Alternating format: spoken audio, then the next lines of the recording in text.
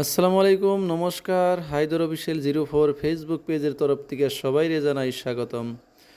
তো সকাল সকালাই চলে আসলাম নদীর পাড়ে। নদী পার হয়ে ছোটো মোটো নদী হেঁটে পার হয়ে বালাজান চরে যেমন কারণ ওই জায়গায় মাকই বোনার জন্য আমরা গেতাছি। আমি আর সৈয়দ আলী দুইজন ওই জায়গায় আমরা মাকই বুনুম। আর মাকই বুনুম আমরা একটা মেশিনের মাধ্যমে। আর মেশিনটা হইলো এই যে দেখতে পাচ্ছেন, কান্দে করে নিয়ে গেতেছে আমাকে সৈয়দ আলী। তো আমার বাইশতে সৈয়দ আলী নিয়ে গেতেছে। এই মেশিনটার জরিয়তে আমরা মাকই বুনুম। এই মাকই বোনার মানে আমার নিজেরও বোনন লাগে।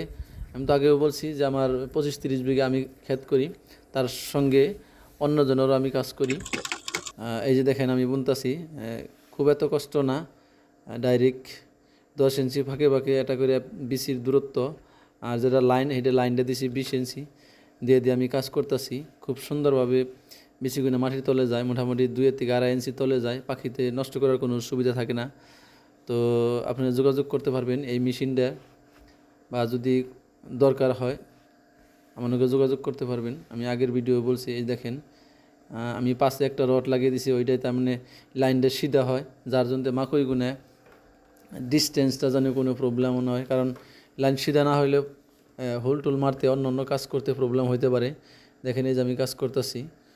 তো এই মাকই মেশিন বোনা মেশিনটা খুব দাম না, অল্প দামে আর কি। তো যোগাযোগ করতে পারেন। এই যে সৈয়দ আলী মারতেছে, আমি এক দুবার মারলাম। এটা বালাজান গ্রামের একটা জায়গা, ওই জায়গায় আমি কাজ করলাম, আমি আর সৈয়দ আলী কাজ করলাম। তো